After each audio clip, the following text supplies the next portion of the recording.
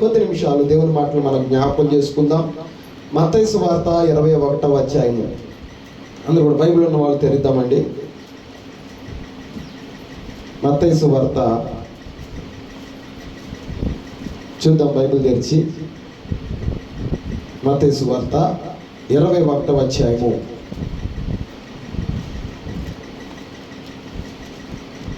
ఏడు 8 వచనాలు. మత్తయి సువార్త 21వ అధ్యాయము.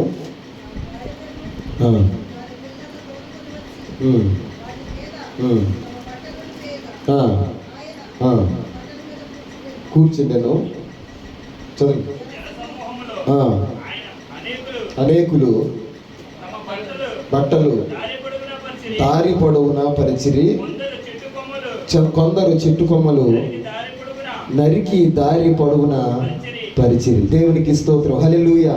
ప్రభునందు దేవుని బిడ్డలారా, శ్రద్ధగా మనం ఆలకించండి. మీరు ఈరోజు మరలా చెప్తాం, ఫామ్ సండే కనుక అది అసలు ఎందుకు వచ్చింది. ఫామ్ సండే అంటే అర్థం ఏంటంటే, యేసు ప్రభు వారు యెరూషలేములోనికి వెళ్ళిన సందర్భాన్ని పురస్కరించుకుని చివరిసారిగా ఆయన లైఫ్లో చాలాసార్లు ఆయన యెరూషలేములోకి వెళ్ళాడు. అయితే ఇది చివరిసారి వెళ్ళినటువంటి సందర్భం. అయితే దీనికి చాలా ప్రత్యేకత సంతరించుకుంది కనుక కొద్ది విషయాలు మనము కొంచెం విపులంగా అర్థమయ్యే విధంగా ఈరోజు వాక్యం ద్వారా మనం తెలుసుకుందాం. చదివినటువంటి వాక్యంలో దేవుని పిల్లరా, మనం ఏం చదివామై అంటే, తమ్ముళ్ళు చదివారు ఏంటి అంటే, ఆ గాడిదను దాని పిల్లను తోలుకుని వచ్చి వాటి మీద తమ బట్టలు వేయగా ఆయన బట్టల మీద కూర్చుండెను.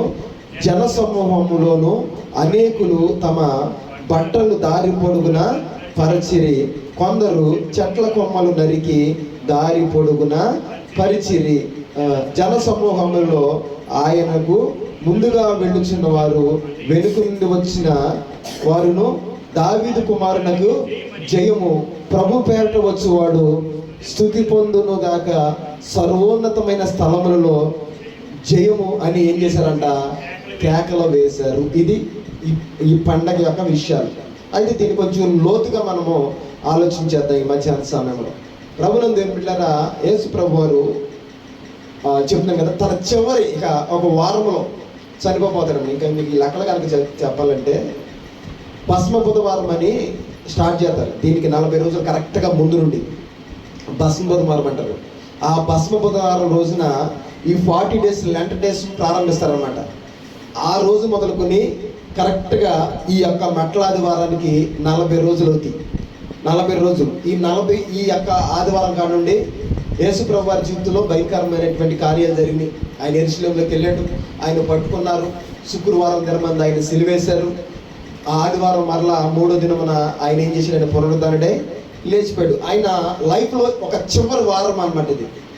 చివరి వారం. అయితే యూదులు అనబడిన వాళ్ళకి కొన్ని పండుగలు ఉంటాయి. నేను చెప్పాను ఆల్రెడీ, 7 పండుగలు ఉన్నాయి వాళ్ళకి. యూదులకు కంపల్సరీ 7 పండుగలు కూడా వాళ్ళు ఆచరించాలి. దేన్ని కూడా మరవద్దని దేవుడు చెప్పాడు. ఈ 7 పండుగలు వాళ్ళకి ఇచ్చినటువంటి పండుగలు ఏవైతే ఉన్నాయో, పెంతెకోస్తు పండుగని, పస్కా పండుగని, పూరీము పండుగని, గుడారాల పండుగని, అది పర్ణశాల పండుగ అంటారు దాన్ని, ఆ పండుగని, ఇలాగ ప్రభువుని దేవుని బిడ్డలారా కొన్ని పండుగలు అనుకున్నాయి. 7 పండుగలు. అయితే ఈ పండుగల్లో యూదులైన ప్రతి ఒక్కడు కూడా ఎక్కడికి సంవత్సరానికి ఒకసారైనా సరే యెరూషలేము మందిరంలోకి వెళ్ళాలి. ఇది వాళ్ళకి ఆనవాయితీ, కట్టడ. అయితే యేసు ప్రభు వారు కూడా ప్రభువుని అంతకుముందు చాలాసార్లు వెళ్ళాడు యెరూషలేము ఆయన. అయితే ఇది చివరిసారి ఆయన వెళుతున్నటువంటి ప్రయాణం అనమాట. ఆయన ఎరుకో ప్రాంతం నుండి, ఎరుకో దగ్గర గుడ్డి వాళ్ళని స్వస్థపరిచి, మనకు తెలుసు కదా, దావీదు కుమారుడా నన్ను దాటి వెళ్ళొద్దని ఎరుకోలో కేకలు వేసినటువంటి గుడ్డి వారిని దేవుడు స్వస్థపరిచి, ఆయన అనుకున్నాడు, ఎరుకో నుండి నేను ఎక్కడికి వెళ్ళాలి అంటే యెరూషలేముకి వెళ్ళాలని ఆశపడుతూ ఆయన బయలుదేరి వస్తూ అక్కడ 2 ట్విన్ విలేజ్లు ఉన్నాయి, 2 గ్రామాలు, బేతనియా, బేత్పగే అనేటువంటి 2 విలేజ్లు ఉన్నాయి.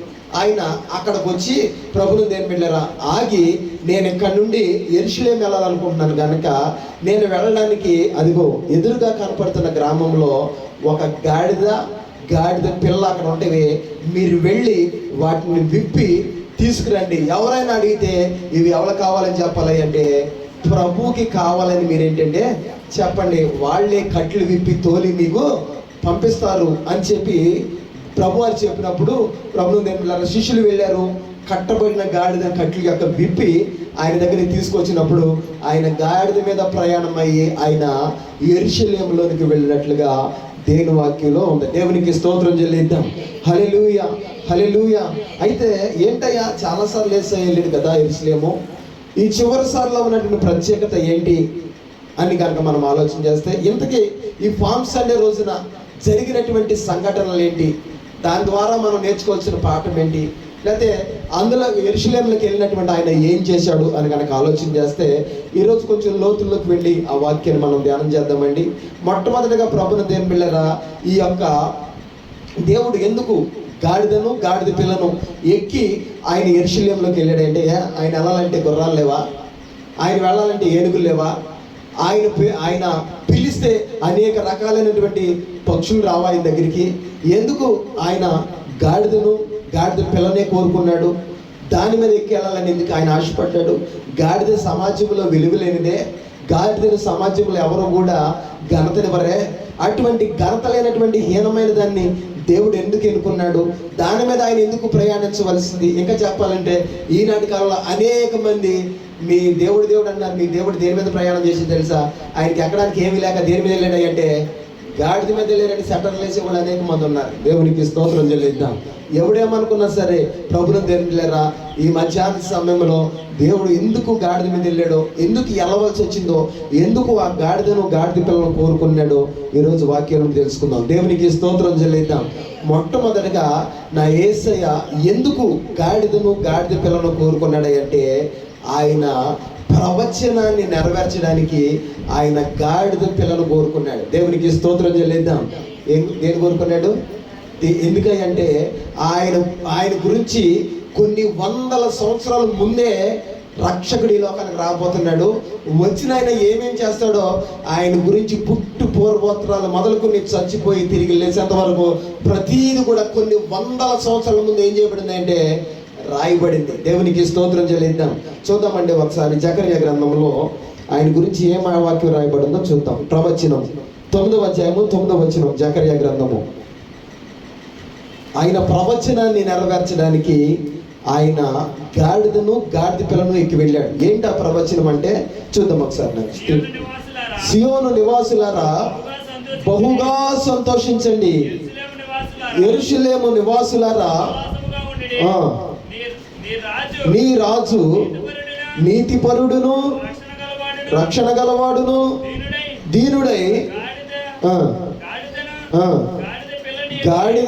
గాడిద పిల్లను ఎక్కి నీ యొద్దకు వచ్చుచున్నాడు. ఇది ప్రవచనం. ఎప్పుడు రాశారు ఈ ప్రవచనం అంటే, యేసు ప్రభు వారు పుట్టక ముందు కొన్ని వందల సంవత్సరాల ముందు యేసు ప్రభు వారి గురించి రాయబడినటువంటి ప్రవచనం. చాలా మంది ప్రభునందు వెళ్ళారా, అన్య మతస్థులు కావచ్చు, ఇంకా చెప్పాలంటే అరబ్బులు ముస్లిమ్స్ కావచ్చు, వాళ్ళనేది ఏంటంటే యేసు ప్రభు వారి దేవుడు కాదు, ఆయన ప్రవక్త లాంటి వాడే, ఆయన కూడా ఒక ప్రవక్తే అంటారు. యేసు ప్రభుని ఏమంటారు అంటే ప్రవక్త. మాకు కూడా మహమ్మద్ ప్రవక్త ఉన్నాడు, అలాగే యేసు ప్రభు వారు కూడా ఒక ప్రవక్తే తప్ప ఆయన దేవుడు కానే కాదు అంటున్నారు. చాలా మంది బైబిల్ గ్రంథంలో ప్రవక్తలు ఉన్నారండి. అయితే యేసయ్య ప్రవక్త కాదు. ప్రవక్తలందరూ కూడా ఎవరి కోసం అయితే ప్రవచించారో ఆ ప్రవచన సారమే నా ప్రభు అయినటువంటి యేసయ్య. దేవునికి స్తోత్రం చెల్లిద్దాం. మొట్టమొదటి ఎందుకు దేవుడు గాడిద పిల్లని ఎక్కి రావాల్సి వచ్చింది అని కనుక అంటే, మొట్టమొదటి కారణం ఏంటంటే ఆయన ప్రవచనాన్ని నెరవేర్చడానికి, ఆయన కోసము ప్రవక్తలు దేవుని ద్వారా ప్రవచించి ఏదైతే రాసినటువంటి లేఖనాలని ఆయన నిజం చేయడానికి, నేనే నీ కోసం వచ్చిన మెసేజ్ అని ప్రపంచం మొత్తం కూడా తెలుసుకోవడానికి, ప్రవచన సారాన్ని నెరవేర్చడానికి ఆయన గాడిద పిల్లని ఎక్కవలసి వచ్చింది. దేవునికి స్తోత్రం చెల్లిద్దాం. ఇంకా మీకు చెప్పాలంటే యేసు ప్రభు వారి పుట్టుక మొదలుకొని, ఎప్పుడు మొదలుకొని? పుట్టుక మొదలుకొని యెషయా గ్రంథంలో రాయబడి ఉంటే, యెషయా గ్రంథానికి యేసు ప్రభు వారి గురించి రాసినటువంటి మత్తయి సువార్తకి దగ్గరగా మధ్యలో 8 సంవత్సరాల గ్యాప్ ఉందంట. క్షమించండి, 800 సంవత్సరాలు. ఎన్ని వందల సంవత్సరాలు? 800 సంవత్సరాల గ్యాప్ ఉంది. యేసు ప్రభు వారు పుట్టక ముందే 800 సంవత్సరాల క్రితం యెషయా ప్రవచించాడు. ఏమని తెలుసా? కన్యక గర్భవతి అయి కుమారుడు కంటది. కన్యక గర్భవతి ఎప్పుడు రాశారు? ఆయన పుట్టినాక రాయలేదు. ఇది ఆయన పుట్టక ముందే 800 సంవత్సరాల ముందు ఆయన కోసం ప్రవచించిన ప్రవచనం ఇది. ఏమన్నారా అంటే, ఇదిగో కన్యక గర్భవతి కుమారుని కనును, అతనికి ఏమని పేరు పెడతారా అంటే ఇమ్మానుయేలు అని అతనికి ఏం పెడతారంటే పేరు పెడతారు. ఆయన యేసుప్రభువు వారు పుట్టినప్పుడు ఆ ప్రవచనం ఏం చేయబడింది అంటే నెరవేర్చబడింది. ప్రభునందేని బిళ్ళారా, ఇదిగో యెషయా మొద్దు ఏం చేయబడతాయి అంటే చిగురిస్తుందని దేవుడు చెప్పాడు. యెషయా మొద్దు మారిపోయినటువంటి ఆ యొక్క దావీదు యొక్క వంశము నుండి తిరిగి నా ప్రభు అయిన యేసయ్య చిగురుగా ఈ లోకానికి వచ్చాడు. ఆ ప్రవచనం అక్కడ నెరవేర్చబడి ఒకటి కాదండి, కొన్ని వందల ప్రవచనాలు ఉన్న యేసు ప్రభు వారి కోసం. ఆయన పుట్టుక ముందే, ఇప్పుడు మనం పుట్టామండి, మనం పుట్టక ముందే ఎవరైనా మన కోసం పలానా వ్యక్తి పలానా గర్భం పుడతాడు, అతను ఇవి చదువుకుంటాడు, పలానా వాళ్ళని పెళ్లి చేసుకుంటాడు, ఎంతమంది పిల్లలు పడతారు, అతని తర్వాత ఈ పని చేస్తాడు, పలానా సమయంలో చచ్చిపోతాడు, ఇలాగ మన కోసం అన్నీ కూడా మన జీవితంలో జరిగేవన్నీ కూడా ఎవరైనా రాసేస్తే ఎంత విడ్డూరం ఉంటుందండి అసలు. అయితే యేసుప్రభు వారి కోసం ఆయన ఎప్పుడో పుడతాడు, లోక రక్షకుడు వస్తాడు, మన మానవాడి యొక్క పాపాల నుండి ఆయన మనల్ని విడుదల కలగజేస్తాడు. ఆయనే తిరిగి మరలా పరలోక రాజ్యానికి మనందరినీ కూడా తీసుకువెళ్తాడని ప్రవచన రీతిగా ప్రభునందేని బిళ్ళారా, ఏ మెస్సయ్య కోసమైతే యూదులందరూ ఎదురు చూస్తున్నారో ఈనాడు మనం కూడా ఎదురు చూస్తున్నామో అదే యేసయ్య, వాళ్ళు ఆరాధిస్తున్న ఆ మెస్సయ్య ఎవరో కాదు, మన ప్రభు అయిన యేసయ్యే. ఆయన కోసం దగ్గరగా యేసు ప్రభు వారు పుట్టక ముందే 800 సంవత్సరాల ఆయన కోసం ప్రవచన రీతిగా దేవుడు ప్రవక్తలను ఏర్పరచుకుని వాళ్ళ ద్వారా ప్రవచించాడు. దేవునికి స్తోత్రం చెల్లిద్దాం. ఆ ప్రవచనాలన్నీ కూడా నెరవేర్చడానికి నా యేసయ్య తన జీవితంలో ప్రతి ప్రవచనం కూడా నెరవేర్చుకుంటూ వచ్చింది. చివరికి ఇప్పుడు మనం ధ్యానం చేస్తున్నట్టుగా ప్రభునందేని బిళ్ళారా, ఆయన చనిపోయి తిరిగి లేస్తాడని కూడా దేని వాక్యంలో ఆయన సమాధి బంధించి ఉంచలేదు, తిరిగి 3వ దినం ఆయన ఏం చేయబడతాడంటే లేపబడతాడని కూడా ప్రవచనం ఉంది. అయ్యి ఇంకా టైం ఉంది కనుక వచ్చే ఆదివారం వరకు అప్పుడు చెప్పుకుందాం. ఈరోజు ప్రభునందేని బిళ్ళారా ప్రవచనం ఏంటంటే ఈ జకర్యా అనేటువంటి భక్తుని ద్వారా దేవుడు మాట్లాడుతున్నట్టు మాట ఏంటంటే చదివిన మరొకసారి 9వ అధ్యాయం. సియోను నివాసులారా బహుగా మీరేం చేయండి అంటే సంతోషించండి, యెరూషలేము నివాసులారా ఉల్లాసముగా ఉండండి, నీ రాజు నీతిపరుడును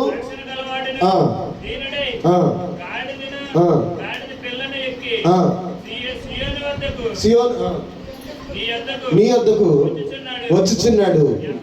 చాలు దేవునికి స్తోత్రం చెల్లిద్దాం. దేన్ని కోతున్నాడంట? గాడిద పిల్లను ఎక్కి నీ వద్దకు వచ్చుచున్నాడని ప్రవచనం ఉంది. ఆ ప్రవచనం నెరవేర్చబడాలి. ఆ ప్రవచనాన్ని నెరవేర్చడానికి నా ప్రభువుని యేసయ్య దేని కోరుకున్నాడు అంటే గాడిద పిల్లను కోరుకున్నాడు. ఇది ఆయన గాడిదని ఎక్కడానికి గల మొట్టమొదటి కారణం. దేవునికి స్తోత్రం చెల్లిద్దాం. ఆయనకి గుర్రాలు లేక కాదు, ఆయనకి రథాలు లేక కాదు, ప్రభునందేని ఇంకా చెప్పాలంటే ఏనుగు లేక కాదు, ఇంకా విలువైనటువంటి అనేకమైనటువంటి ఆ యొక్క జంతువులు లేక కాదు. ఆయన దేని కోరుకున్నాడు అంటే గాడిదను కోరుకున్నాడు. కారణం ఏంటంటే ప్రవచనాన్ని ఏం చేయడానికంటే నెరవేర్చడానికి. 800 సంవత్సరాలు ఇంకా పైన అనుకుంటా జకర్యా కాలం కనుక అప్పుడెప్పుడు ఆయన ప్రవచించినటువంటి ఆ ప్రవచనం యూదుల రాజుగా మెస్సయ్య ఈ లోకానికి వస్తాడు. ఆయన చనిపోయే ముందు గాడిదను దాని పిల్లనెక్కి యెరూషలేములోకి వెళ్తాడన్న ప్రవచనం నెరవేర్చడానికి నా ప్రభువుని యేసయ్య దేని కోరుకున్నాడంటే గాడిదని కోరుకున్నాడు. దేవునికి స్తోత్రం చెల్లిద్దాం.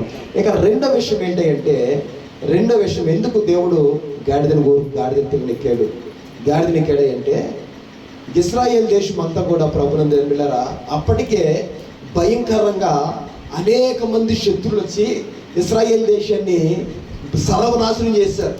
సర్వనాశనం చేసి రాయి మీద రాయి లేకుండా నిలిపివేశాడు. ఆ ప్రాంతం అంతా కూడా నక్కలో భయంకరమైనటువంటి ఆ చీకటి శక్తులు సంచరించేటువంటి పాడు తిప్పగా యెరూషలేము అంతా కూడా ఏమైపోయిందంటే మార్చబడిపోయింది. చెప్పాలంటే ఒక నెబుకద్నెజర్ అనేటువంటి రాజే దాని మీద 3 సార్లు దండయాత్ర చేశాడంట. యెరూషలేము మందిరాన్ని కూలగొట్టేశాడు. రాయి మీద రాయి లేకుండా తీసివేసి ఆ సొలొమోను కట్టించినటువంటి ఆ మందిరంలో ఉన్న బంగారం, వజ్రాలు, విలువైన సంపద అంతా కూడా దోసుకెళ్ళిపోయాడు. అదేవిధంగా 3 సార్లు అలా ప్రయత్నం చేశాడు.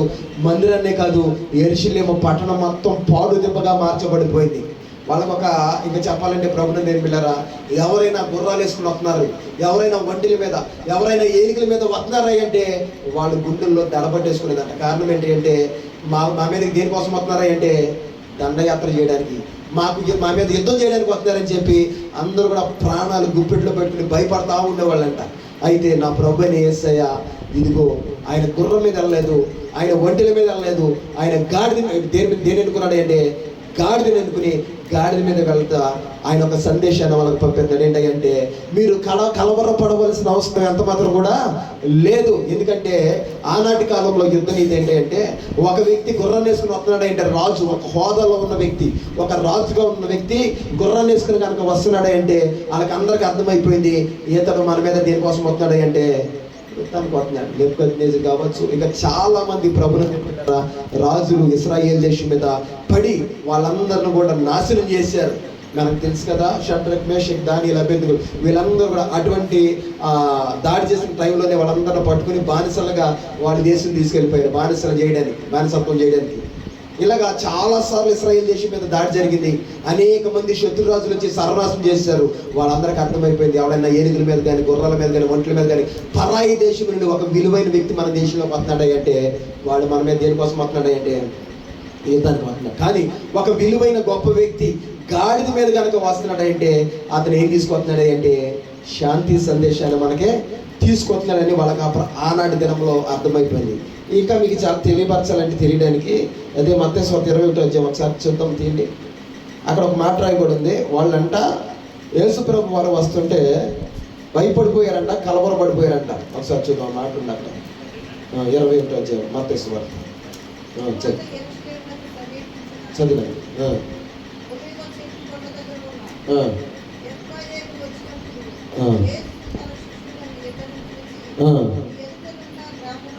అక్కడ కాదు, అక్కడ 10వ వచనం దగ్గర చదువు 21:10.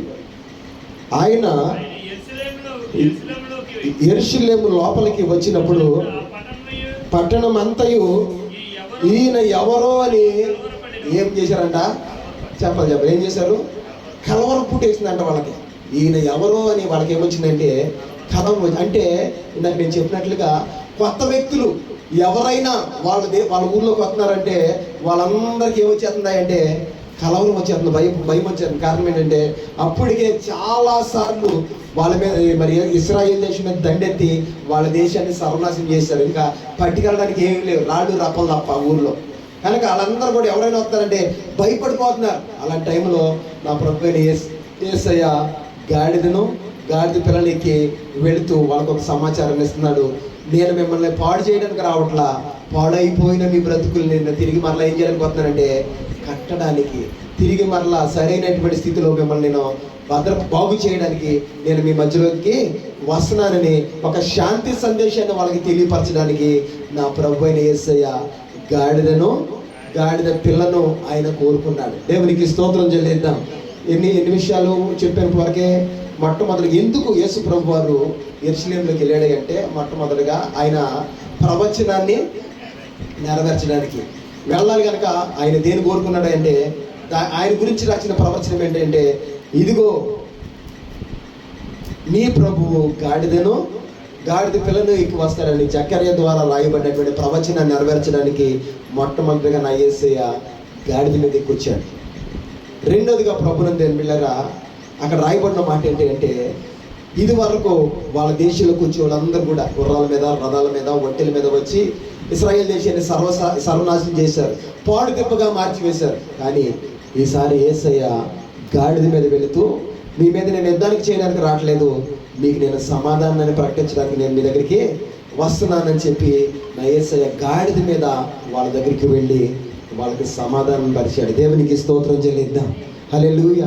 ఈరోజు ప్రభునందు పిల్లరా ప్రభు మనతో కూడా చెప్తున్న మాట ఏంటంటే ఆయన మనలోకి వస్తే మనలో ఏమవుతాయంటే సమాధానం వస్తుంది. యెరూషలేములోనికి ఆయన చెప్తున్నాడు, సందేశం ఇస్తున్నాడు ఏంటంటే గాడిదనెక్కి వెళ్ళడం ద్వారా ఆయన ఇస్తున్న సందేశం ఏంటంటే నేను మీ మీద కక్ష సాధించడానికి యుద్ధం చేయడానికి రావట్లా, మీకు నేను ఏమి ఇవ్వబోతున్నాను అంటే శాంతిని ఇస్తానికి వస్తున్నాను, సమాధానం మీకు ఇవ్వడానికి వస్తున్నాను, పాడైపోయిన మీ జీవితాన్ని బాగు చేయడానికి నేను వస్తున్నాను ఒక సందేశాన్ని దేవుడు పంపించాడు. ఈరోజు మన ప్రభు కూడా అదే మాట మనతో మాట్లాడుతున్నాడు. మీ హృదయాలకు కూడా నన్ను కూడా చేర్చుకునేస్తే మీ జీవితాన్ని నేను పాడు చేయను. ఏం చేస్తానంట? పాడైపోయిన మన జీవితాలని దేవుడు బాగు చేస్తాడు. ఆయన రావడం ద్వారా మన హృదయాలకి మనకి ఏం కలుగుతాయి అంటే సమాధానం కలుగుద్ది. దేవునికి స్తోత్రం చెల్లిద్దాం. హల్లెలూయా. ఇక మూడో విషయం చెప్తాను ఏంటంటే ఎందుకు ఆయన గాడిదను కోరుకున్నాడు, ఎందుకు ఆయన గాడిద పిల్లను కోరుకున్నాడు అంటే, ఇందాక మళ్ళీ మొదట్లోకి వద్దాం. యేసు ప్రభు వారు యెరికో నుండి ప్రయాణం అయ్యి యెరూషలేము వెళ్ళాలని ఆయన కోరుకుంటున్నాడు. ఇంకా ఆయనకు అర్థమైపోయింది, ఇంకా కొద్ది దినాల్లో నన్ను సిలువేసి ఏం చేయబోతున్నారంటే చంపైపోతున్నారని ఆయన తెలిసిపోయినప్పుడు ఇక లాస్ట్ ట్రిప్ అనమాట. అప్పటి వరకు స్వార్థ చేశాడు, పరిచయం చేశాడు. ఇక లాస్ట్ సమయంకి వచ్చేపాటికి ఈయన అనుకున్నాడు, ఇదిగో నేను ఇక ఎక్కడికి వెళ్ళాలంటే యెరూషలేముకి వెళ్ళాలనుకున్నాను. ఆయన చెప్పాడు, ఆయన గురించి రాయబడిన ప్రవచనాలు, మనిషి కుమారుని పట్టుకుని ఆయన్ని సిలివేస్తాడు. ఇవన్నీ కూడా శిష్యులకు చెప్తూ, నేను చివరిసారిగా ఇక ఎక్కడికి వెళ్దాం అనుకున్నాను అంటే యెరూషలేముకి వెళ్దాం అనుకున్నాను. కనుక మీరు చేయవలసింది ఏంటంటే, ఇదిగో ఆయన బేత్పగే అనేటువంటి 2 దగ్గర టీన్ విలేజ్లు ఉన్నాయి. ఆ టీన్ విలేజ్ దగ్గర ఒక ప్రాంతం బేతనియాలో ఉండి ఆయన ఎదుటి విలేజ్ గురించి చెప్తున్నాడు. ఆ ప్రాంతంలో కట్టబడినటువంటి ఒక గాడిదయు దాని యొక్క పిల్ల 2 అక్కడ ఉన్నాయి, కట్టబడి ఉన్నాయి.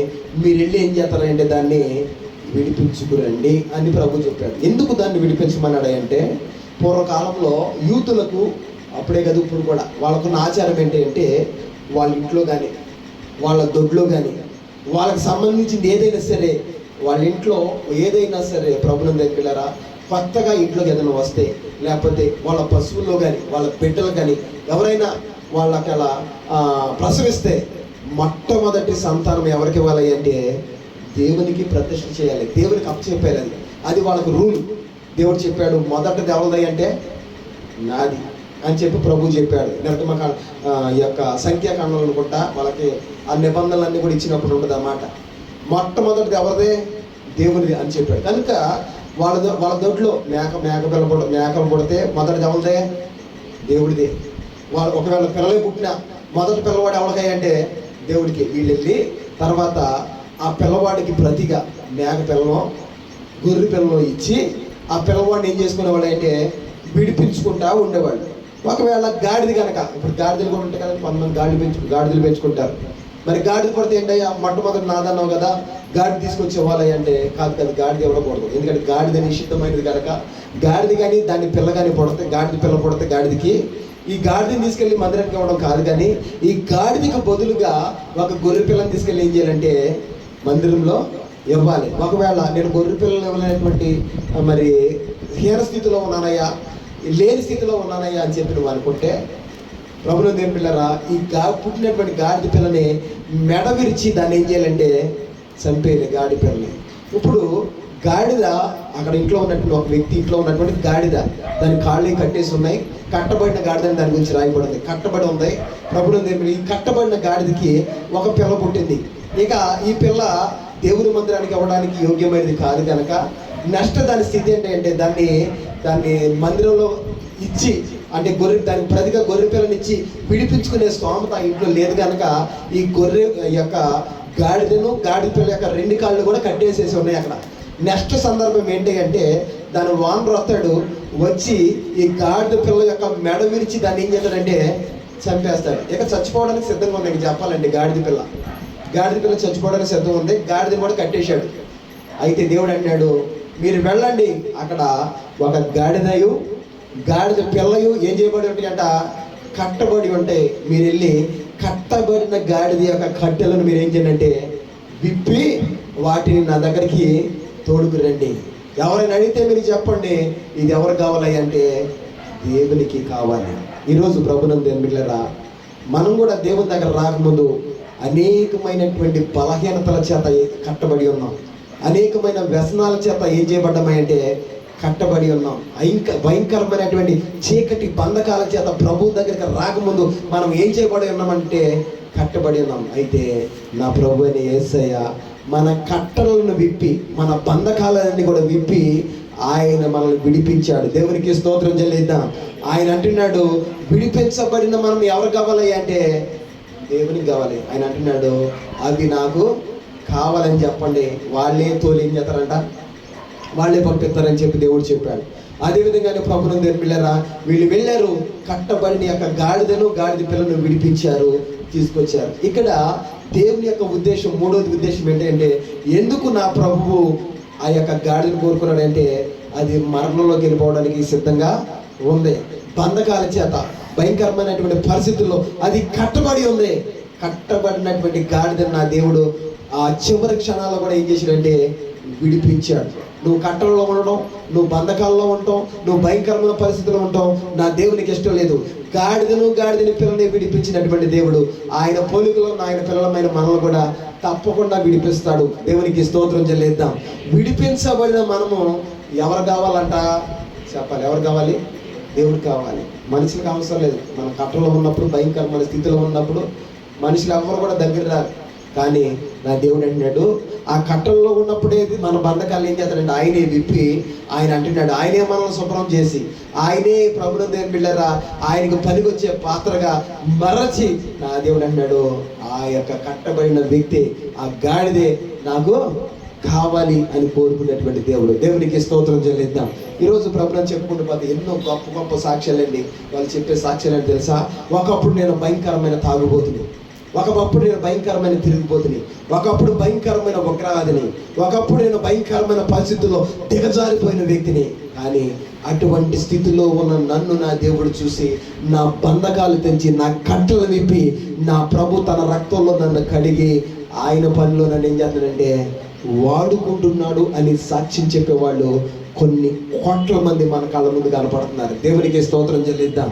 ఈరోజు ప్రభునందు దేవుని బిడ్డలారా, ఎందుకోసం నా దేవుడు గాడిదని కోరుకున్నాడు అంటే అది బంధించబడడం నా దేవునికి ఇష్టం లేక, అది ప్రభునందు దేవుని బిడ్డలారా చంపబడడం నా దేవునికి ఇష్టం లేక, దానికి బదులుగా గొర్రె పిల్లనైనా నేను బలి అయిపోతున్నాను కనుక దాన్ని విడిపించు అని చెప్పి నా దేవుడు కట్టబడిన గాడిదని ఏం చేశాడంటే విడిపించాడు. ఇక్కడ యేసయ్య యెరూషలేములోకి ఆ చివరిసారి వెళ్ళేటువంటి ప్రయత్నంలో జరిగినటువంటి 3 సందర్భాల గురించి మనం మాట్లాడుకున్నాం. మొట్టమొదటిది ఏంటంటే ఆయన ప్రవచనాన్ని నెరవేర్చడానికి గాడిదను కోరుకున్నాడని.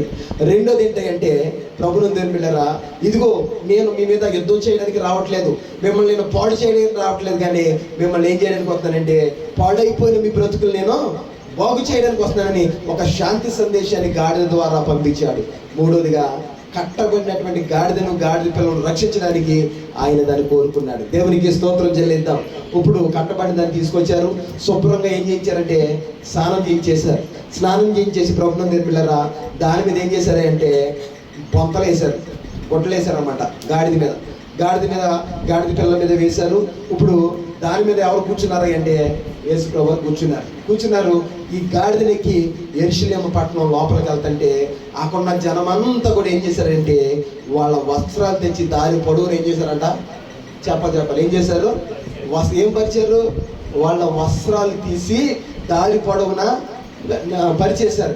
ఈ గాడిద ఇప్పుడు దేని మీద వెళ్తుంది అంటే కింద వేసినటువంటి వస్త్రాల మీద వెళ్తుంది. చాలా శ్రద్ధగా ఆలోచించండి దేవుని పిల్లరా.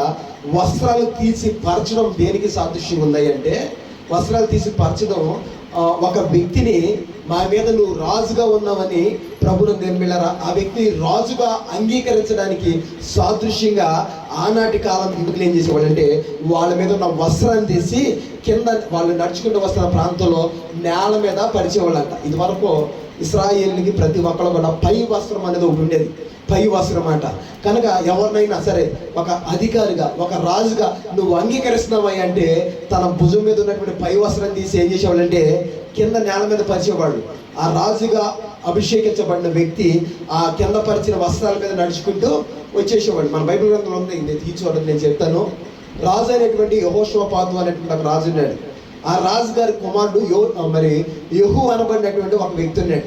రాజుగారు యెహోషాపాతు చనిపోయిన తర్వాత తన కుమారుడు అయినటువంటి యెహూ అనబడిన వాడు రాజు అవుతాడు.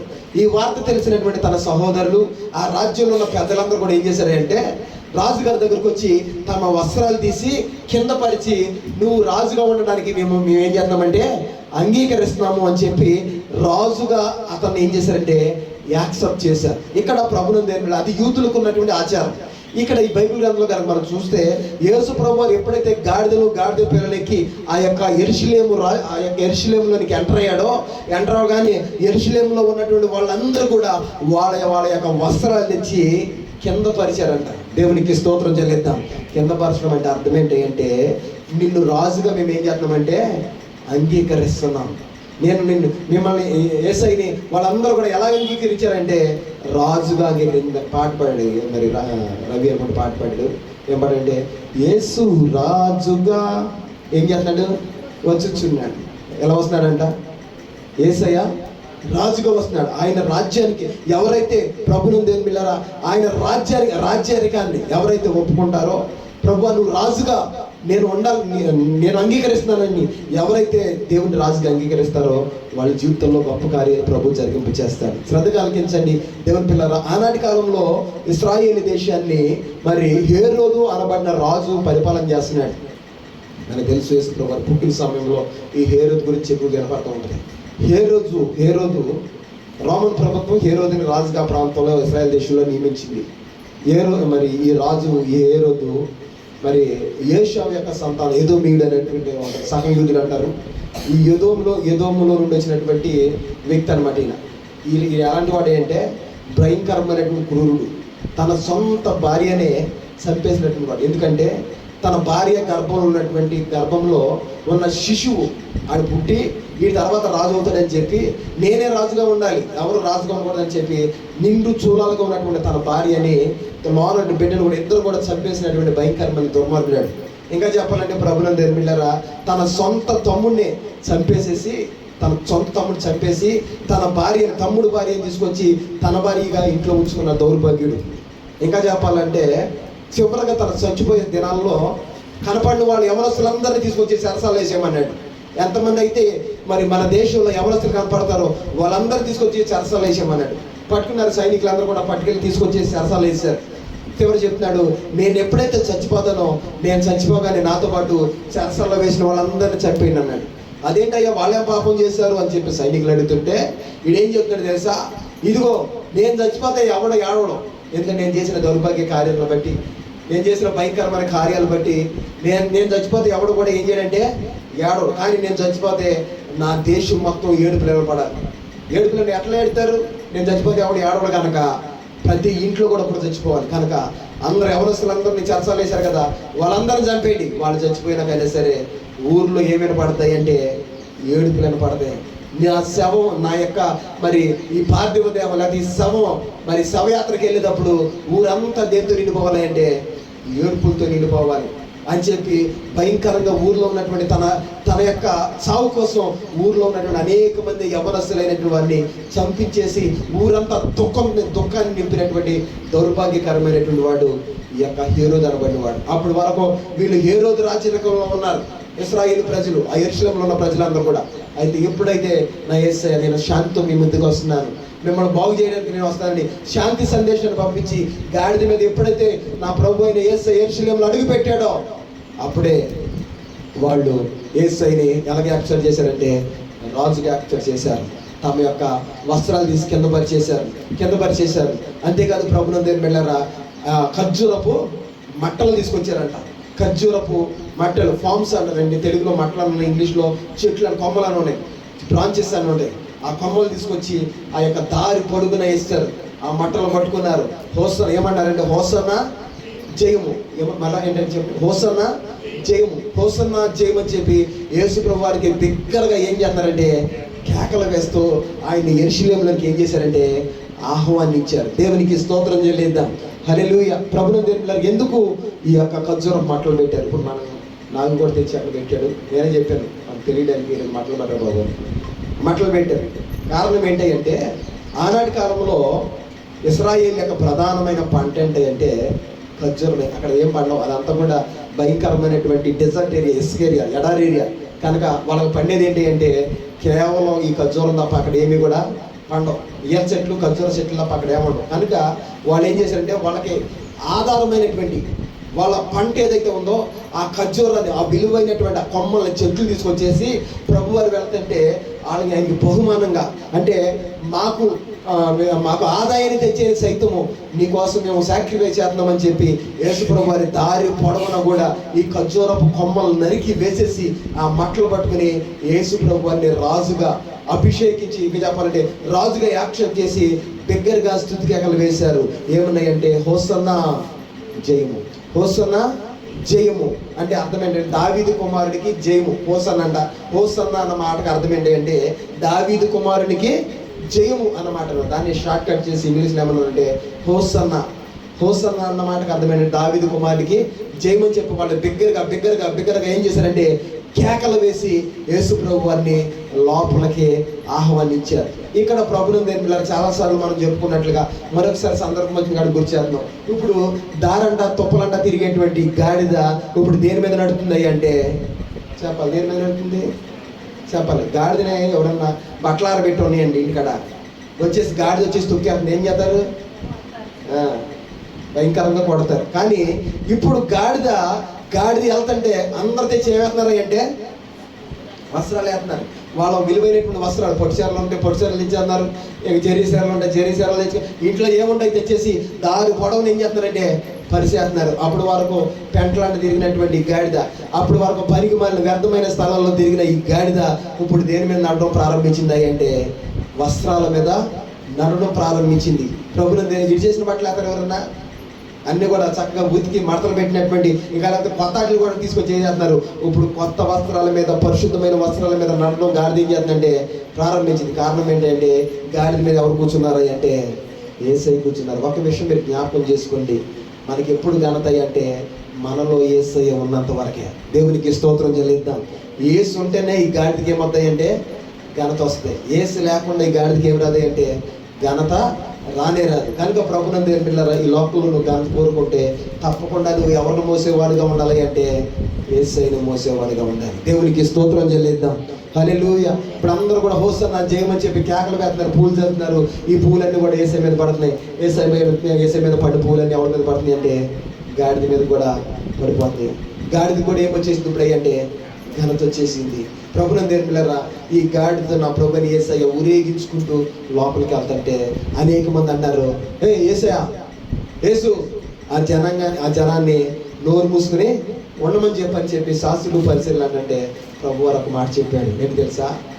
ఈ యొక్క ప్రభు వీళ్ళు కనుక నోరు మూస్తే రాళ్ళు ఏమేతాయి అంటే ఎవరు కేకలు వేస్తారంట? రాళ్ళు కేకలు పెడతాయి. వీళ్ళు కనుక ఇప్పుడు నిన్ను స్తుతించేవాళ్ళు ఇప్పుడు హోసన్న చేయమని కేకలు వేస్తున్నారు కదా, వీళ్ళు కనుక నోరు మూసుకుంటే రేపు రాళ్ళు ఏం చేస్తాయి అంటే కేకలు వేస్తాయి అని చెప్పి దేవుడు వాళ్ళకి హెచ్చరిక ఇచ్చాడు. ఈరోజు ప్రభునందు పిల్లరా, మీరు శ్రద్ధగా ఆలోచించండి. దేవుడు వాళ్ళ నోరు మూపించేశాడు, కానీ ఇప్పుడు రాళ్ళ లాంటి మన చేత దేవుడు ఏం చేయించుకున్నాడంటే స్తుతి కేకలు వేయించుకున్నారు. దేవునికి స్తోత్రం చెల్లిద్దాం. నువ్వు ఒక రాయ, నేను ఒక రాయ, బండరాళ్ళం మనమందరం కూడా. ఈ బండరాళ్ళని దేవుడు తన ప్రేమనటువంటి ఉలి చేత చెక్కి ఆయన బిడ్డలుగా స్తుతి కేకలు వేసేటువంటి రాళ్ళుగా దేవుడు మనం మార్చాడు. దేవునికి స్తోత్రం చెల్లిద్దాం. హల్లెలూయా. ఇశ్రాయేలు ఇప్పుడు దేవుడు కూడా ప్రభుని యేసు ప్రభుని యాక్సెప్ట్ చేయండి. మళ్ళీ చెప్తున్నాను, ఇశ్రాయేల్ దేశం ఇంకా మెస్సయ్య వస్తాడని వాళ్ళు ఎదురు చూస్తూ ఉన్నారు. కానీ నా ప్రభుని యేసు ఎప్పుడో వచ్చేసాడు. 2025 సంవత్సరాల క్రితమే ఈ భూలోకానికి వచ్చాడు. తన చేయవలసిందంతా కూడా చేశాడు. ఆయన శిలువ మరణం పొందాడు. మానవాడు మొత్తానికి కూడా రక్షణ భాగ్యం ఇచ్చాడు. తిరిగి ఆయన 3వ దినములు లేచి ఆయన పరలోకానికి వెళ్ళిపోయినాడు. చెప్పాడు, తిరిగి నేను మరలా వస్తాను, నేను వచ్చేవాడికి మీరు ఎట్లా ఉండండి అంటే సిద్ధపడి ఉండండి. సిద్ధపడిన వాడు ఏం చేయబడతాడంటే పరలోకానికి ఎత్తబడతాడు. ఆయన రాజుగారు రాబోతున్నాడు. ఎట్లా రాబోతున్నాడంటే మన ప్రభు అయిన యేసయ్య రాజుగారు రాబోతున్నాడు. దేవునికి స్తోత్రం చెల్లిద్దాం. యోధా గోత్రపు గౌతమ సింహంగా రాబోతున్నాడు. ఎవరైతే సిద్ధపడి ఉంటారో ఇక్కడ కష్టాలు, నష్టాలు, శ్రమలు, నిందలు, అవమానాలు ఆయన సందులో ఎదుర్కొంటూ ఓపికతో ఫలిస్తూ యేసయ్య కోసం, రాజు కోసం ఎవరైతే ఎదురు చూస్తున్నారో ప్రభునందు పిల్లరా, ఆ రాజు త్వరలో రానై ఉన్నాడు. దేవునికి స్తోత్రం చెల్లిద్దాం. ఆయన వచ్చినప్పుడు ఆయనతో పాటు ఆయన రాజ్యాన్ని మనల్ని ఏం చేస్తాడంటే తీసుకెళ్ళిపోతాడు. మనమందరం కూడా మనం ఇక్కడ వాక్యం చెప్పాను, ఏం మాట చెప్పుకున్నాం, మనం దేనికోసం దేవుడు మనల్ని పిలిచాడు అంటే ఆయన యొక్క రాజ్యం కోసం, ఆయన మహిమ రాజ్యం కోసం మనల్ని ఏం చేశాడంటే పిలిచాడు. మనం ఇక్కడ వారం కాదండి, అక్కడ ఉండడానికి, మనల్ని అందరిని అక్కడ తీసుకెళ్ళడానికి ఆయన ఇంత గొప్ప త్యాగాన్ని చేశాడు. అయితే ఆయన చనిపోయేటువంటి చివరి వారం రోజుల్లో ఆయన యెరూషలేము మందిరంలోకి వెళ్ళాడు. మందిరంలోకి వెళ్ళేపాటికి పాట కూడా చెప్పి ముగించుకున్నాం.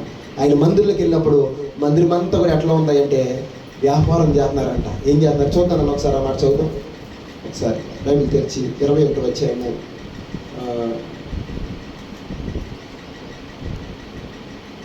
16 వచ్చిన చదువు. 18 వచ్చిన చదువుతారు చూడండి. అందరూ కూడా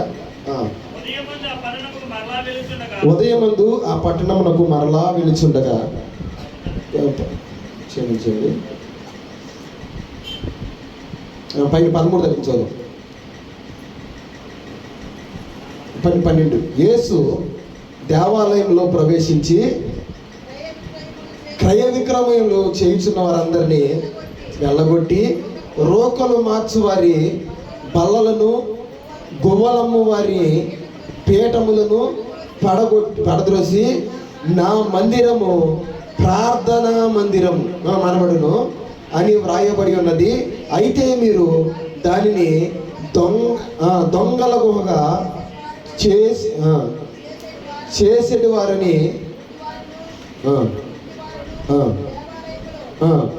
ఆయన యొద్దకు రాగా ఆయన వారిని స్వస్థపరిచిన. చాలు. దేవునికి స్తోత్రం. హల్లెలూయా. చివరిగా ఈయన యెరూషలేములోకి వెళ్ళాడు. ప్రభును దేని పిల్లరా గాడిదనెక్కి ఎందుకు వెళ్ళాడో మనం తెలుసుకున్నాం. ఈ గాడిదనెక్కి వెళ్ళినప్పుడు అందరూ కూడా హోసన్నా జయము, హోసన్నా జయము, యూదుల రాజుగా వచ్చిన వానికి జయము కలిగినగా, కానీ రాజుగా యేసైన వాళ్ళందరూ కూడా యాక్సెప్ట్ చేశారు, స్తుతి కేకలు వేశారు. అదే ఈ యొక్క మట్ల ఆదివారం అన్నమాట. చివరి వారం రోజు ఇక్కడ నుండి కరెక్ట్గా ఒక ఆదివారం కదా, ఆదివారం, సోమవారం, మంగళవారం, బుధవారం, గురువారం, శుక్రవారం, కరెక్ట్గా ఇవాళ మొదలుకొని 6 రోజులు, ఈ రోజుతో కలిపి 6 రోజులు లెక్క పెట్టుకుంటే కరెక్ట్గా గురువారం నైట్ పట్టుకున్నారు, శుక్రవారం ఆయన సిలువేశారు, 3వ దినం ఆదివారం తిరిగైనా లేచాడు. ఇవన్నీ కూడా ఈ రోజు నుండి ఈ వారం మధ్యలో జరిగిపోయినటువంటి ఈ చివరి దినాలు అన్నమాట ఇవన్నీ కూడా. అయితే ప్రభును దేవుళ్ళరా ఈయన యెరూషలేములోకి వెళ్ళాడు. అందరూ కూడా స్తుతి కేకలు వేశారు, హోసన్నా జయమని కేకలు వేశారు. ఈ గాడిద మీద ఆయన లోనికి వెళ్ళాడు. యెరూషలేములో దేవాలయం దగ్గరికి వెళ్ళాడు. హేరోదు కట్టించినటువంటి దేవాలయం. ఆ దేవాలయం దగ్గరికి వెళ్ళాడు. ప్రభును వెళ్తగానే అక్కడ పరిస్థితి ఎట్లా ఉన్నాయంటే, ఆ దేవాలయంలో ప్రార్థన జరగాలి. దేవుడు చెప్పాడు, నా మందిరము ఏంటంటే ఏమంత కాదు, నా మందిరము ప్రార్థనా మందిరం అనబడద్ది. ఏమనబడద్ది? మందిరం అంటే ఏం చేయాలి? మందిరంలో ఏం జరగాలి? ప్రార్థన జరగాలి. దేవుడు అన్నాడు, నా మందిరము ప్రార్థనా మందిరం అనబడను. కానీ మీరు దాన్ని ఎట్లా మార్చారంటే దొంగల గుహగా మార్చివేశారు. ప్రార్థనా మందిరంగా ఉండవలసిన దేవుని మందిరము ఎలా మారిపోయింది అంటే దొంగల గుహగా మారిపోయిందంట. అంటే ఎట్లా చేశారంటే దొంగల గుహగా చేశారు. అక్కడ ఏం జరిగింది అంటే సంతలో ఏం జరిగింది? సంతాన మార్కెట్ అని ఒకటి వెళ్ళండి. ఆ సంతలో ప్రభుత్వం ఏం జరిగింది? మాసాలు అమ్ముతారు, కూరగాయలు అమ్ముతారు, గోవులు అమ్ముతారు, అవి అమ్ముతారు, మొత్తం అన్ని కూడా క్రయ విక్రయాలన్నీ కూడా ఏ విధంగా ఆ మార్కెట్లో జరుగుతాయో ఇవన్నీ కూడా ఎక్కడ జరుగుతున్నాయి అంటే దేవుని యొక్క మందిరంలో జరుగుతున్నాయి. యేసు ప్రభువు వెళ్ళేపటికి మందిరంలో ఆరాధన చేయడం మానేసి, ప్రార్థన చేయడం మానేసి మనల్ని ఏం చేస్తారంటే వ్యాపారాలు చేస్తున్నారు.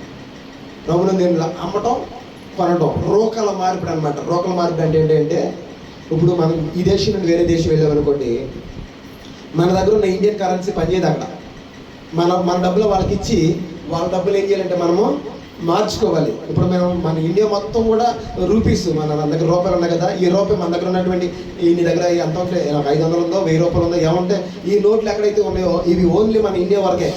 బయటికి వెళ్తే నువ్వు పాకిస్తానో, లేకపోతే ఏ కువైటో, ఏ బహ్రెయినో, లేకపోతే పక్కన ఆస్ట్రేలియా, అమెరికా ఎక్కడికి వెళ్ళినా సరే చిత్తు కాగితాలు మనం ఎందుకు మరిద్రాబాయి సింపవతల భారతం తప్ప. కానీ ఈ డబ్బుల్ని మనం అక్కడికి వెళ్ళినప్పుడు ఆ యొక్క ఎయిర్పోర్ట్లోనో లేకపోతే ఆ చుట్టుపక్కల దగ్గరలో ఆ యొక్క ఎయిర్పోర్ట్కి దగ్గరలో షాపులు ఉంటాయి అనమాట, బ్యాంకులు ఉంటాయి. ఆ బ్యాంకుల్లో ఈ కరెన్సీ ఏం చేసుకోవాలంటే మన డబ్బాలకి ఇచ్చేసి వాళ్ళ వాల్యూని బట్టి మనం ఇచ్చిన డబ్బులకి మరలా వాళ్ళ డబ్బులు మనకి ఇస్తామంటారు అనమాట. కరెన్సీ ఎక్స్చేంజ్ అంటారు దాన్ని. అయితే ఇక్కడ యెరూషలేము దేవాలయంలో దేవుని మందిరంలో ఏం జరిగింది అంటే వ్యాపారం జరుగుతుందట. మందిరంలో ఆరాధన జరగట్లా, వాక్యం జరగట్లా, ప్రభువుని దేవుని ప్రార్థన జరగట్లా. ఏం జరిగింది అంటే అక్కడ వ్యాపారం జరుగుతుందంట. వ్యాపారం అక్కడ రాయబడింది. గువ్వలను ఏం చేస్తారంట? అమ్ముతున్నారంట. అమ్మటాలు, కొనడాలు, చిల్లరలు మార్చుకోవడాలు, ఇలాగ భయంకరమైన కార్యాలన్నీ కూడా. ఒక విధంగా చెప్పాలంటే మార్కెట్లో మనం వెళ్తే ఏ విధంగా ఆ కొట్లు వాళ్ళు కొంటా ఉంటారో ఆ విధమైన కార్యక్రమాలన్నీ కూడా ఎక్కడ జరిగినాయి అంటే దేవుని మందిరంలో జరుగుతున్నాయి. అప్పుడు ఆయన ఏం చేశాడంటే, ఏనాడు కూడా నా దేవుడు కోపడలేదు. 2 సార్లు బైబిల్ గ్రంథంలో కోపడినట్లుగా ఉంది. ఒకటెప్పుడే అంటే అది ఈ యొక్క నెక్స్ట్ రోజు అనమాట. ఇందాక తమ్ముడు చదివి కొంచెం ఎంట్రన్స్ చదువు ఆపేశాడు. అదేంటంటే ఈ యొక్క మట్ల ద్వారం తర్వాత రోజు సోమవారం యేసు ప్రభువు తాగుకుండా వస్తుంటే అక్కడ ఆకులు కలిగినటువంటి ఒక అంజూరం చెట్టు కనపడుతుంది. అది ప్రభువారిని ఆకర్షించినప్పుడు ఆయనకు ఆకలేసి అక్కడికి వెళ్తాడు. తీరా చూస్తే అంజూరం చెట్లు ఏమి లేవంటే కాయలు లేనప్పుడు, ఆకలే ఉన్నాయి కానీ కాయలు లేనప్పుడు నువ్వు ఎప్పుడు కూడా ఏం చేయమంటే ఫలించకుందు కాక అని చెప్పి దాన్ని ఏం చేశాడంటే శపించేసాడు. అక్కడ ఒకసారి కాపాడాడండి ప్రభువారు. ఇంకొకటి ఎక్కడ అంటే ఇప్పుడు మందిరం దగ్గరికి వచ్చిన తర్వాత మందిరాన్ని, దేవుని మందిరాన్ని అట్లా మార్చేశారంటే దొంగల గుహగా మార్చివేశారట. అక్కడ ప్రార్థన జరగవలసిన ప్రార్థనలు జరగట్లా. ఏం జరుగుతుంది అంటే వ్యాపారాలు జరుగుతాయి. దీనిని బట్టి నేను చెప్తున్న మాట ఏంటంటే, ప్రభుత్వం మీరు మందిరాలకి పెద్ద పెద్ద కార్పొరేట్ మందిరాల దగ్గరికి వెళ్ళండి, అక్కడ ప్రార్థన కంటే ఎక్కువ ఏం జరుగుతుంది అంటే వ్యాపారాలు జరుగుతున్నాయి. చాలా రోజుల క్రితం మరి దివ్య కువైట్ వెళ్ళినప్పుడు, తిరిగి వచ్చేటప్పుడు అంతకుముందు అనుకుంటా మెడికల్కి వెళ్ళాం. మేము మెడికల్కి వెళ్ళి కొంచెం టైం ఉందని పక్కన కలవరి సతీష్ కుమార్ గారి మందిరం ఉంది, అక్కడ మందిరం దగ్గరికి వెళ్ళాం. మూసిస్తుంది మందిరం, ఆ రోజు ఆదివారం కాదు, మందిరం మూసిస్తుంది. మందిరానికి ఒక వరుణ వారు చాలా పెద్ద మందిరం అంతా మూస్తుంది. మందిరం కంటే పెద్దగా ఆ మందిరం ప్రాంగణంలో ఏమున్నాయంటే కొట్లే ఉన్నాయండి. అన్నీ కూడా బిర్యానీ కొట్లు అంట, ఐస్ క్రీమ్ కొట్లు అంట, మొత్తం అక్కడ లేని కొట్లు అంట. షాప్ మనం అక్కడ బజార్కి వెళ్తే ఎలా ఉంటుందో ఆ విధంగా ప్రభుత్వం దేని పిల్లరా అన్నీ కూడా కొట్లే ఉన్నాయి. ఇంకా ఆ మధ్యలో ఒకసారి నేను మా బామ్మర్ది వాళ్ళ మెస్సేజ్ తెలుసు కదా, మా బామ్మర్ది దివ్య వాళ్ళ తమ్ముడు అనమాట, వాళ్ళ ఆవిడ్ని వాళ్ళ మిస్సెస్కి తాడేపల్లి గుడి దగ్గర ఎవరంటది ప్రార్థనకి వెళ్తారు కండి, ఎవరైతే ముద్దునూరు అనమాట. నేను ఆవిడ దగ్గరికి వెళ్తా అక్కడికి వెళ్తుంటే వాళ్ళ సిస్టర్ గారు ప్రార్థనలో ఉంటే తీసుకురాని అక్కడికి వెళ్ళి ఫోన్ చేతను అవుతుందంటే ఆవిడ ఎప్పుడో పొద్దున వచ్చిందంట, నన్ను మధ్యాహ్నం 2ంటికి వెళ్ళి తీసుకురామన్నా. సరేలే నేను వెళ్తే అక్కడికి వెళ్ళేపాటికి ఈ ప్రార్థనల కంటే అక్కడ ఎవరు ఎక్కువ ఉన్నారా అంటే ఈ కొట్లోనే ఉన్నారు. అక్కడ ప్రార్థనలో సగం మంది ఉంటే మిగతా సగం మంది ఎక్కడ ఉన్నారా అంటే ఈ కొట్ల కాడే ఉన్నారు. ఈ కొట్ల కాడ ఇంకా చెప్పాలంటే ఈ యొక్క ప్రభుత్వం ఈ తిరణాలు గట్ట పెడతా ఉంటారు కదా, అలాంటి కార్యక్రమాలన్నీ కూడా ఎక్కడ ఉన్నాయి అంటే ఇప్పుడు మందిరాల కాడే ఉన్నాయి. దేవుడు చెప్పాడు, నా మందిరాన్ని మీరు ఎట్ట మార్చేస్తున్నారంటే దొంగల గుహగా మారండి. మనకి ఎంటర్టైన్మెంటే కావాలంటే, మనకి రంగులు రాటమే ఎక్కాలండి, మందిరం దగ్గరికి వెళ్ళి ఎక్కాలా, మనకి బిర్యానీ తినాలంటే చర్చికి వెళ్ళే తినాలా, గోల్డెన్ షాపులు ఉన్నాయి. దేవునికి స్తోత్రం చెల్లిద్దాం. ప్రభుని చాలా బాధ అనిపించింది. ఇప్పటికి ఇక్కడే కాదు, చాలా చోట్ల ఇలాంటివి జరుగుతున్నాయి. చాలా చోట్ల ఇలాంటి కార్యక్రమాలు. మందిరం పేరుగే మందిరం, కానీ పక్కన వేరే బిజినెస్ అన్నీ కూడా ఆ పాస్టర్ గారు పెట్టించినాయి. అవన్నీ కూడా వాళ్ళ ద్వారా ఎంతెంతో వాళ్ళు గ్యాదర్ చేసుకుంటున్నారు, కమ్మేస్తున్నారు. మీరు మధ్యాహ్న సమయంలో నేను చెప్తున్న మాట ఏంటంటే, ఆయన ప్రభు వారు అన్నాడు, నా మందిరాన్ని మీరు ఎట్లా మార్చేశారంటే దొంగల గుహగా మార్చారు. మందిరంలో క్రయ విక్రయాలు జరగడానికి వీల్లేదు. మందిరం అంటే ఏంటి? దేవుని పరిశుద్ధమైన స్థలము, పరిశుద్ధాత్మ దేవుడు దిగి వచ్చే స్థలము, ప్రార్థన ఉండాలి, అక్కడ ఆరాధన ఉండాలి, దేవుని వాక్యం ఉండాలి, దేవునికి సంబంధించిన వాతావరణం అక్కడ ఉండాలి తప్ప వ్యాపారాలకి తావు అక్కడ లేదు. దేవుడే చెప్పాడు. అప్పుడు ఏం చేశాడంటే కొరడా పట్టుకుని వాళ్ళందరూ ఏం చేశాడంటే ఇంటికి నాకు చదువుకొని 21 అధ్యాయం ఒకసారి మీరు అందరూ కూడా ప్రభుత్వం దేని పిల్లలు నేను చెప్పిన ఈరోజు చెప్పిన మెసేజ్ మొత్తం అందులో వస్తాయి. కొరడా పట్టుకుని ఆ యెరూషలేములో ఉన్న వాళ్ళందరినీ కూడా కొరడా జులిపించి చల్లా చేసి ఆ మందిరాన్ని అంతా కూడా ఖాళీ చేయించినట్లుగా దేవుని వాక్యంలో రాయబడి ఉంది. దేవునికి స్తోత్రం చెల్లిద్దాం. ఆయన దేని చూసి అయినా ఓర్చుకుంటాడు, కానీ మందిరం పాడైపోతే మాత్రం నా దేవుడు చూసి ఊరుకునే దేవుడు కాదు. ఒకటి శరీర సంబంధమైనటువంటి ఈ మందిరం అయితే, రెండోది ఆత్మ సంబంధమైనటువంటి ఈ మందిరం కూడా పాడు చేసుకోకుండా చూసుకోండి. దేవునికి స్తోత్రం చెల్లిద్దాం. హల్లెలూయా. దేవుని వాక్యం ఎప్పుడు కూడా 2 అంచుల వాడిగల కాటు శరీరకాన్ని చెప్పుద్ది, ఆత్మానుసారం కూడా చెప్పుద్ది. ఒకటే ఈ మందిరంలో అలాంటి కార్యక్రమాలు జరగకుండా చూసుకోవాలి. 2 ప్రభుత్వం హృదయం అనే మందిరాన్ని కూడా మనం ఎట్లా చూసుకోవాలంటే పరిశుద్ధంగా పవిత్రంగా చూసుకోమని ఈరోజు వాక్యం ద్వారా మనకి తెలియపరుస్తాను. కనుక ప్రభుత్వం బిడ్డలారా, నా మాటలు ముగిస్తున్నాను. ఈ మధ్యాహ్న సమయంలో ఇది ఫామ్స్ సండే, మట్టల ఆదివారం ఎందుకు వచ్చింది అంటే యేసుప్రభు వారు చివరిసారిగా యెరూషలేములోనికి వెంటరైనటువంటి దినం ఈ దినము. ఇక్కడ నుండి వారం రోజులు ఉన్నాడు ఆయన. తను చేయవలసిన పనంతా కూడా చేశాడు. ఆయన సిలువకు అప్పచెప్పారు. భయంకరమైనటువంటి సిలువ శిక్ష పొంది ఆయన మరణానికి వెళ్ళిపోయాడు. తిరిగి 3వ దినమున ఈ వారంలోనే తిరిగి ఆయన లేచిపోయాడు. దేవుని చెట్టు మీద వచ్చే వారం మనం మాట్లాడి చెప్పుకుందాం. మీకు అర్థమైంది అనుకున్నాను. ఎందుకు ఆయన గాడిదను కోరుకున్నాడు అంటే, ఎవరైనా మిమ్మల్ని అడిగితే మా దేవుడికి ఆ వాహనం ఉంది, ఈ వాహనం, మీ దేవుడు ఏంటి గాడిదనికి వెళ్ళాడంటే మీరు చెప్పే విధంగా ఉండాలి సమాధానం. ఎందుకు నా దేవుడు గాడిదనికి వెళ్ళాడు? ప్రభుత్వం దేవుని బిడ్డలారా, ఎందుకు ఆయన గాడిదను ఎక్కవలసి వచ్చింది, ఎందుకు గాడిద పిల్లల్ని విడిపించవలసిందో ఈరోజు ప్రభు మనకి స్పష్టంగా మాట్లాడు. కనుక ఈ మాటలు మీ హృదయంలో భద్రపరచుకోండి.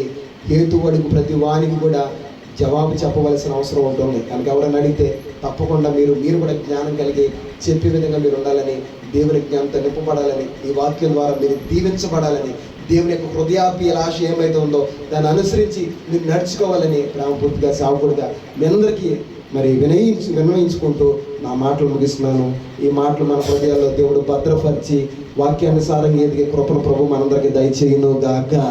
హల్లెలూయా.